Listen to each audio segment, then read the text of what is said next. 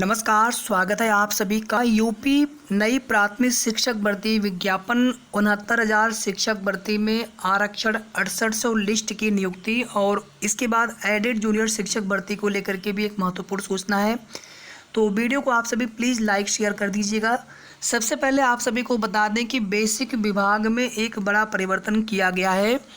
वर्तमान निदेशक डॉक्टर सर्वेंद्र विक्रम बहादुर sir, director या निदेशक सर्वेंद्र विक्रम बहादुर सिंह सर कल रिटायर हो रहे हैं और उनकी जगह पर सुभा सिंह जी मैम जो है नए निदेशक SCERT और बेसिक शिक्षा परिषद लखनऊ दोनों के ही जो है डायरेक्टर निदेशक उनको बनाया जा रहा है। तो बेसिक विभाग में एक नया परिवर्तन ये होने जा रहा है और इसके पहले भी एक परिवर्तन हुआ था जब DG नए महानिदेशक अनामिका सिंह मैम की जगह पर विजय किरण आनंद सर आए थे। तो उस समय भी उम्मीदें ये बढ़ चली थी कि नई प्राथमिक शिक्षक भर्ती का विज्ञापन प्रक्रिया शुरू हो सकता है और जब नए निदेशक यहाँ पर आ रहे हैं तो वहाँ पर भी उम्मीद वही है कि नई प्राथमिक शिक्षक भर्ती, जबकि सच्चाई ये है कि सब कुछ सरकार के हाथ में है। कोई भी अधिकारी आए जाएं उससे कोई फ़र्क नहीं पड़ने वाला है। बहुत करेंगे और रिपोर्ट शासन तक देंगे, लेकिन अगर योगी जी की मंशा नहीं होगी, सब कुछ सरकार की इच्छा के अनुरूप हो रहा है।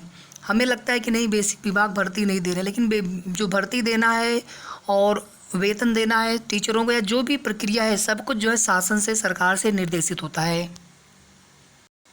और अभी आप देख रहे होंगे किसी के भी सूत्रों से कोई भी खबर आप सभी को नहीं मिल रही होगी, हम सभी को, कि कहीं से भी नई प्राथमिक शिक्षक भर्ती की चर्चा हो।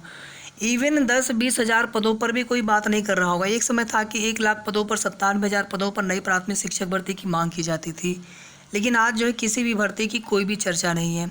एक समय था कि 17,000 पदों पर नई प्राथमिक शिक्षक भर्ती आ रही थी जनवरी में ही, चुनाव आचार संहिता से पहले। वो भर्ती का विज्ञापन भी नहीं आ सका। 69,000 शिक्षक भर्ती की बात कर लें। अभी इसमें आंसर की वाले प्रकरण में सरकार ने सुप्रीम कोर्ट में एक एप्लीकेशन फिर से फाइल कर दी है आज की डेट में, 2 सप्ताह का अतिरिक्त समय लेने के लिए। जो 1 अंक वाला मामला है 25/8/2021 के पहले की याची, जो बाद की याची है, और 1 से अधिक नंबर वाला तो याचिका ही खारिज हो गया था। आरक्षण में एक 6800 की लिस्ट जारी हुई थी और आरक्षण पर 27-21 पर अभी भी घमासान जारी है। अभी भी अभ्यर्थियों की मांग वैसे ही है कि समस्त याची लाभ दीजिए, जितने भी लोग याची बने हुए हैं, या तो 27-21 पूरा करिए।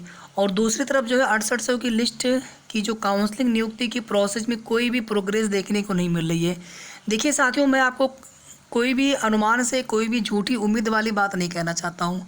कौन कहाँ से क्या बता रहे हैं हमें नहीं पता, लेकिन आप लोग खुद चीज़ों को देख रहे हैं।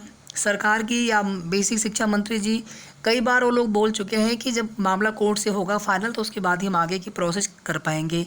बाकी उसमें और किस प्रकार से हो सकता है, इसका अगर एक उदाहरण आप देखना चाहेंगे, 68,500 शिक्षक भर्ती में 5% जो है रिजर्वेशन की बात की गई थी। OBC, PH, freedom fighter, ex serviceman, उनको भी आरक्षित वर्ग में मानते हुए कट ऑफ अंक में, अर्हता अंक में, लेकिन सरकार उसको जो है हाई कोर्ट में चैलेंज कर रही है। तो अब आप यहाँ पर समझ लीजिए कि गवर्नमेंट कितना जो है यहाँ पर गंभीर है कि जो भी आरक्षण के मुद्दे हैं उस पर जो है नियुक्ति देने के पक्ष में। 68,500 में अब अभी तक तो लड़ाई जो है सबकी चल रही थी कि चलिए हम सरकार के खिलाफ लड़ रहे थे, NCBC में, SCBC में या विधान परिषद में, वहाँ से भी आदेश करवाया गया था जो समिति है, और अब जो है कोर्ट में चले हम लड़े सरकार से, सिस्टम से। तो अभ्यर्थी तो लड़ते लड़ते ही कितने उनके पैसे, कितना उनका समय बर्बाद होगा। तो सरकार जब तक नहीं चाहेगी तब तक हर मामले इसी तरह से अटके पड़े हैं।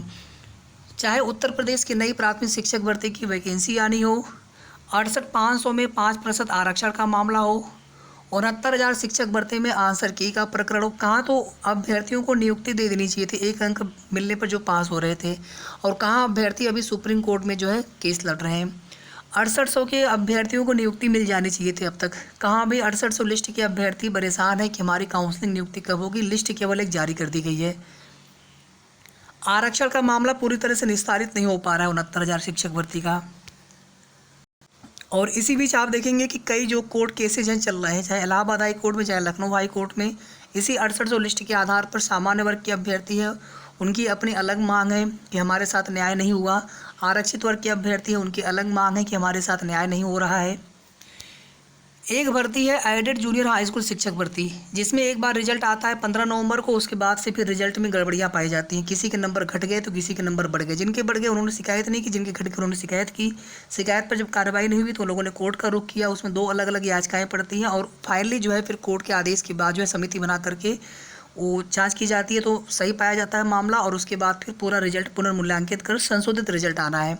और अभी जो है 31 अगस्त कल सुनवाई होती है और उसमें ये बोला जाता है कि हम 1 सप्ताह के अंदर रिजल्ट दे देंगे। पीएनपी सचिव महोदय, 1 सप्ताह का समय किस लिए आप मांग रहे हैं? जब रिजल्ट बन करके पहले से तैयार था, रिजल्ट केवल देना है और 12 सितंबर की फिर से डेट लग गई है और क्या गारंटी है कि आप रिजल्ट दे देंगे, फिर कोई बहाना आप कर दे कोर्ट में।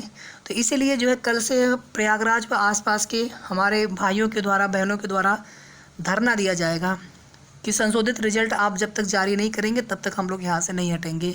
दूर के भी जो भाई बहन जुड़ना चाहते हैं वो आपकी इच्छा है, लेकिन नज़दीक के अगर सभी भाई बहन अगर आ जाते हैं 2, 3, 4 जिलों के जो आसपास के ज़िले हैं इलाहाबाद प्रयागराज के,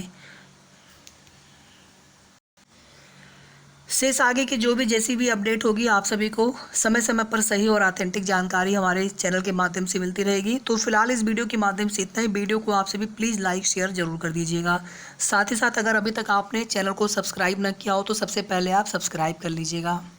धन्यवाद।